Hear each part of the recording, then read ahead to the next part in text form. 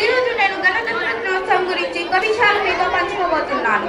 మనిషి స్వతంత్రం కోసం ఎందరో మహనీయులు త్యాగాలు చేసి వారి ప్రాణాలనే తృణప్రాయంగా భావించి స్వతంత్ర సమరంలో బ్రిటిష్ వారిని ఎదిరించి మన భారతదేశాన్ని విముక్తి చేసి చివరగా 1947 ఆగస్టు 15వ తేదీన మన భారతదేశానికి స్వతంత్రం తీసుకొచ్చారు. అయితే